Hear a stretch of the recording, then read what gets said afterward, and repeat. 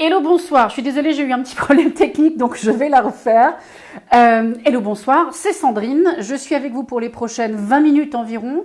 Et aujourd'hui, on va commencer, avant que je ne vous dise même de quoi on parle, même si vous le savez si vous êtes ici, on va juste prendre le temps de faire prendre une grande respiration. Et à l'expire, je vous invite à faire le son Om, qui est théoriquement le son de l'univers et qui en plus peut vous faire vibrer du périnée jusqu'à la tête et donc remettre un peu d'ordre dans tout ce qui se passe en vous.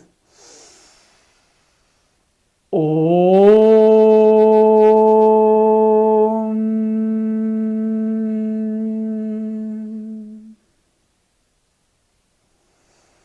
je vous invite à sentir la vibration à l'intérieur de vous, là tout de suite, maintenant que vous avez fait le son Om, si vous l'avez fait, ou tout simplement de sentir le souffle en vous, simplement de regarder comment en vous ça respire.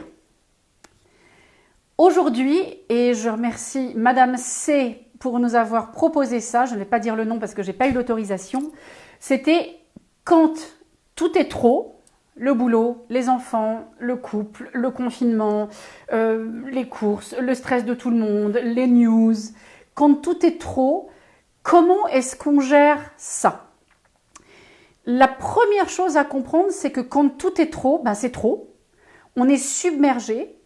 Et à partir du moment où on est submergé, nous ne pouvons plus le gérer seul. Parce que nous sommes en dehors de notre capacité de gestion. Si moi, j'ai cette capacité-là pour gérer, toutes les choses qui vont avoir lieu dans cette zone-là, je vais pouvoir les gérer tranquillement. Maintenant, si ce qui se passe est soit ici, soit là, ça dépasse ma capacité et donc, je suis obligatoirement submergée. Donc c'est important de comprendre qu'il faut d'abord reconnaître « je suis submergée, c'est trop pour moi et je ne peux plus gérer ». Une définition du terme « gérer », ça n'est pas « je serre les fesses, tout est crispé et je vais traverser la tempête », ça n'est pas ça du tout. Ça n'est pas gérer, c'est se crisper. Gérer, c'est « je reste conscient de moi, je suis conscient de ce qui se passe autour de moi ».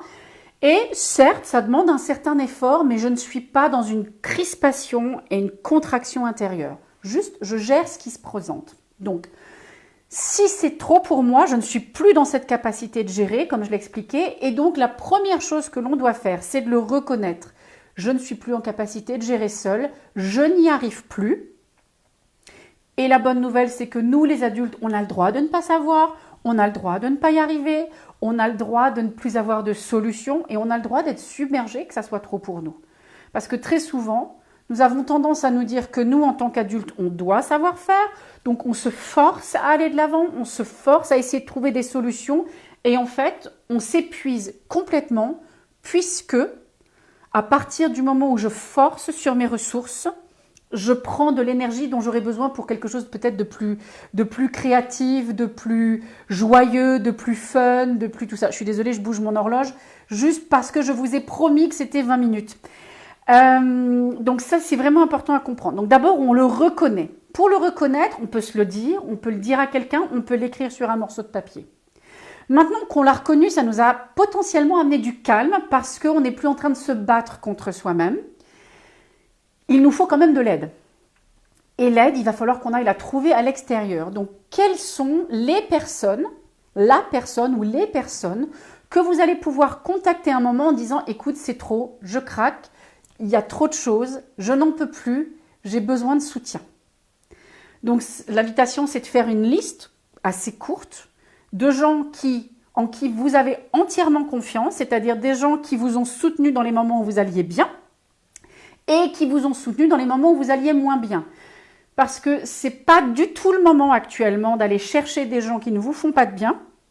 Ça va empiler sur votre niveau de stress et ça va encore rajouter dans votre trop-plein. Une cliente m'a parlé aujourd'hui en me disant qu'elle a parlé avec une amie. Cette amie lui a raconté la fin du monde et je ne pense pas qu'elle soit la professionnelle de la fin du monde, à moins qu'elle s'appelle Dieu, mais ce n'était pas ce que j'ai compris dans le message.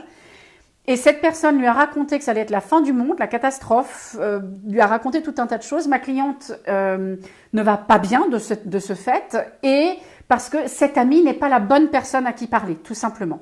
Là, on cherche vraiment des gens où vous vous sentez en sécurité de pouvoir exprimer pleinement ce qui se passe pour vous, où il n'y aura aucun jugement, aucune critique, où il y aura un accueil complet de ce qui se passe pour vous.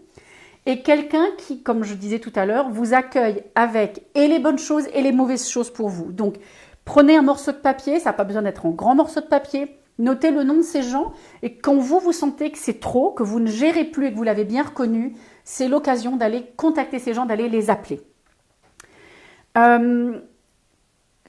Quand c'est trop, une autre chose que vous pouvez faire aussi, c'est vraiment de vous prendre dans les bras. Alors, vraiment, entendez-moi bien, quand c'est trop, vous devez essayer de trouver une personne qui peut vous soutenir parce que seul, on n'y arrive pas. On est débordé. Quand on est débordé, seul, on ne peut plus. Si personne n'est joignable sur votre liste, parce que vous avez appelé la personne numéro 1 qu'elle ne répond pas, la personne numéro 2 qui n'est pas disponible non plus, la personne numéro 3 où le téléphone, on ne sait pas où il est passé, vous êtes de toute façon tout seul. Vous pouvez recontacter à chaque fois la liste jusqu'à ce que quelqu'un réponde. Et vous pouvez aussi faire quelque chose dans la mesure du possible qui est de vous contenir, c'est-à-dire de vous prendre dans les bras. Vous voyez le mouvement que je suis en train de faire et de vous serrer fort. Vous pouvez le faire avec les bras. Vous pouvez aussi prendre quelque chose comme une couverture, vous enrober dans la couverture pour vraiment prendre soin de vous et vous serrer le plus fort possible puisque on essaye de vous donner quelque chose qui va vous contenir physiologiquement dans le corps, donc qui va contenir votre corps pour que ça puisse s'apaiser, que ça ne soit plus vous qui tenez, qui crispez, mais que ça soit autre chose. Pour les bébés, on enrobe certains bébés, on les cale dans des tissus quand ils sont très jeunes, pour justement leur donner cet état de containment, d'être retenu, d'être contenu. Je me répète sur le terme, mais c'est vraiment le meilleur terme, d'être contenu, puisqu'à ce moment-là, on peut se relâcher à l'intérieur. Je ne sais plus le terme en français, en anglais c'est swaddling, mais c'est vraiment ça, on est contenu. Donc soit on le fait avec ses bras, soit on prend une couverture si on est seul. Dans le meilleur des cas, on contacte quelqu'un, si c'est par téléphone, on peut le faire avec cette personne, d'imaginer qu'elle nous prend dans les bras. Si vous avez quelqu'un à portée de main, votre mari, votre fils, votre fille d'ailleurs potentiellement, des amis, puisque je sais que certains d'entre vous se sont regroupés avec des amis, pour passer ces moments de confinement, demandez à quelqu'un de vous donner un hug, une étreinte, de façon à ce que vous sentiez ce contenant-là, et vous verrez que dans le corps, il y a quelque chose qui s'apaise parce que vous n'êtes plus tout seul. Nous sommes des mammifères, avant d'être des humains, nous sommes des mammifères. Le contact et la proximité, ou le toucher tout simplement, c'est vraiment quelque chose qui nous rassure, qui nous tranquillise, parce que quelque part, l'union fait la force. Votre système nerveux se cale sur le système nerveux de l'autre et il y a quelque chose qui peut se tranquilliser et s'adoucir. Donc quand vous êtes submergé, quand c'est trop, n'essayez pas de vous calmer, ça ne sert à rien. Vous allez à l'encontre de l'énergie qui est en vous. C'est le moment de trouver quelqu'un qui vous donne donc ce contenant pour que les choses s'apaisent. C'est la seule chose que vous pouvez faire. Si c'est par téléphone, comme je disais, vous avez une liste de personnes qui sont bienveillantes quand vous allez bien, quand vous allez moins bien, qui ne vous ont jamais fait défaut à ce niveau-là et qui peuvent vous soutenir. Ça, c'est vraiment ce que vous pouvez faire quand c'est trop. Si rien de tout ça ne fonctionne, écrivez sur un livre parce que nous avons tendance à être toujours dans le mental et à réfléchir trop. À partir du moment où vous le sortez, puisque le premier point de ce que je vous ai dit, c'était reconnaître ça, vous l'écrivez, vous le mettez sur papier, vous le dites à voix haute de façon à ce que ça sorte de vous et pas que ça tourne en boucle à l'intérieur. Donc, point 1, pour terminer ça, pour faire une synthèse de ça. J'ai encore un petit cadeau après, vous allez voir parce que j'ai un de mes clients qui m'a proposé quelque chose pour ce live. Donc, point 1, c'est je reconnais ce qui se passe. Soit je l'écris, soit je le dis à voix haute, mais je reconnais ce qui se passe et ça devrait déjà amener une partie de calme. Numéro 2, c'est j'ai une liste de personnes bienveillantes où je sais que je peux leur demander du soutien, qui seront bienveillants, que j'aille bien ou que j'aille moins bien. C'est ces gens-là qu'on contacte. Et de préférence, ces personnes-là, physiquement, elles vous donnent du contenant, elles vous tiennent dans les bras, elles vous accrochent. Et je me dis que je suis en train d'écraser mon micro, vous n'entendez peut-être plus rien. Et ou vous les appelez pour simplement avoir une présence à côté de vous. Ça, ce sont les 3 points que vous pouvez faire pour vous aider quand tout est un trop actuellement dans la situation.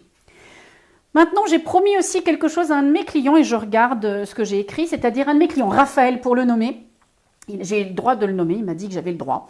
Raphaël m'a demandé aujourd'hui, il m'a dit, mais comme en ce moment j'ai plein de temps sur les mains, sur les bras, qu'est-ce que je peux faire, qu'est-ce que je peux lire aujourd'hui qui pourrait m'aider ? Et la suggestion, c'est de penser à l'après-coronavirus, à l'après-confinement. Et je lui ai suggéré un livre qui peut-être pourrait vous plaire aussi, qui s'appelle « La magie de voir grand » de quelqu'un qui s'appelle David Schwartz. Ce livre vous aide à réfléchir à ce que vous voudriez après. Parce que là, tout de suite, pour les personnes qui sont dans le confinement et où c'est compliqué pour vous, il va falloir commencer à réfléchir à après. Derrière, c'est déjà fait. Là, tout de suite, on fait du mieux qu'on peut. Et c'est qu'est-ce qui va m'inspirer pour après? Qu'est-ce qui va être stimulant pour moi pour après?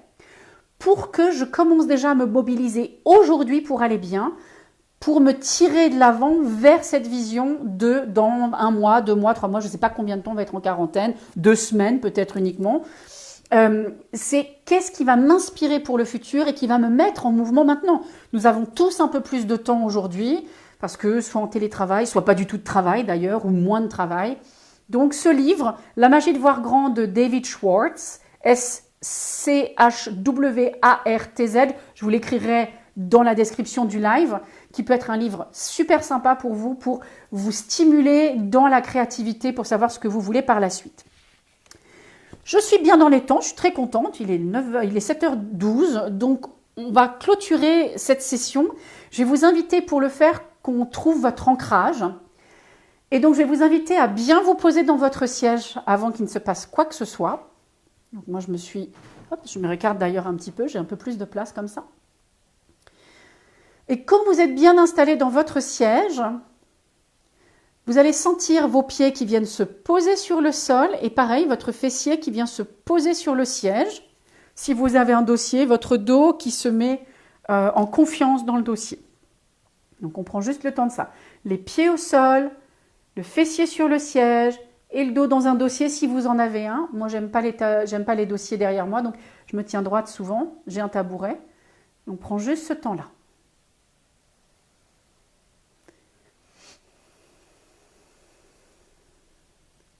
Et quand vous sentez ces parties de vous qui sont bien posées au sol, sentez aussi comment le sol vient à vous pour vous soutenir, parce que si le sol n'était pas là, vous seriez en train de tomber, ce qui n'est pas le cas.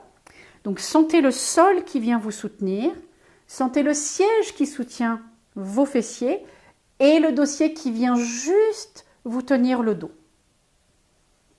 Et on prend juste un instant avec ça aussi. Donc vous sentez vos pieds qui vont dans le sol, le siège et le dossier qui viennent à vous pour vous soutenir.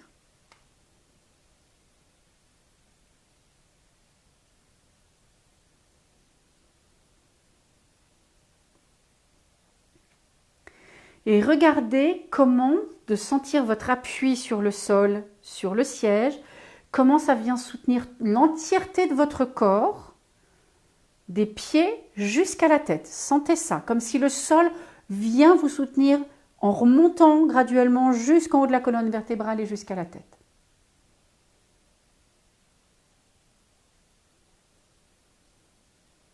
Moi, je le fais avec vous, c'est pour ça que je me concentre et je suis un peu silencieuse là tout de suite. Pour le moment, c'est remonté jusqu'aux genoux, donc je suis vraiment en train de sentir mon appui sur le sol et le sol qui vient me soutenir les pieds. Je sens que c'est à mon fessier là maintenant et c'est en train de remonter la colonne vertébrale. Et je viens de respirer, donc pour moi ça c'est un indicateur et je le sens de toute façon, c'est remonté jusqu'au niveau de l'occiput et je sens que le crâne aussi. Et en fait, prenez le temps d'observer pour vous quand vous vous sentez complètement contenu, complètement soutenu plutôt. Que se passe-t-il à l'intérieur de vous? Qu'est-ce qui s'ouvre? Qu'est-ce qui se calme? Qu'est-ce qui respire mieux? Qu'est-ce qui se tranquillise ou se dépose à l'intérieur de vous? Et de prendre juste 1 minute pour savourer ça.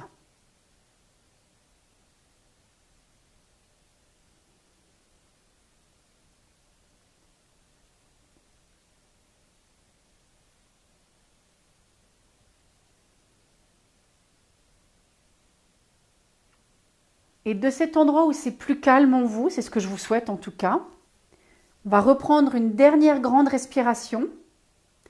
Et en expirant, on va faire le son Om, qui est vraiment l'envie de faire vibrer à l'intérieur de vous du périnée, donc de votre base, jusqu'au niveau du plexus et du cœur, et de continuer à vibrer un instant dans votre tête pour vraiment réaligner toutes ces énergies en vous dont vous avez besoin pour gérer ce qui se passe en ce moment, même si aujourd'hui c'est vendredi et que c'est le week-end.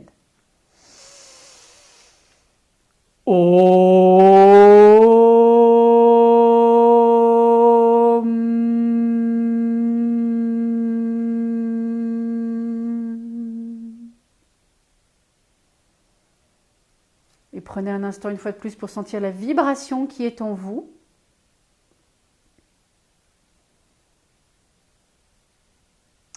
Et je vous remercie d'avoir été présent ou de regarder cette vidéo au moment où vous la regarderez. Si vous pensez qu'elle est utile, partagez-la. Si vous avez besoin de soutien plus personnalisé, contactez-moi. Je continue à travailler. J'ai des ouvertures en ce moment. Je travaille un peu différemment parce que les gens ont des agendas différents du fait du télétravail. Donc n'hésitez pas, faites-vous aider, ne restez pas seul parce que vous allez vous mettre en grande difficulté. Donc merci encore, je vous souhaite un super week-end. Même si nous sommes dans le confinement, trouvez des choses jolies à faire, focalisez-vous sur les bonnes choses et je vous dis certainement à bientôt. Bye bye.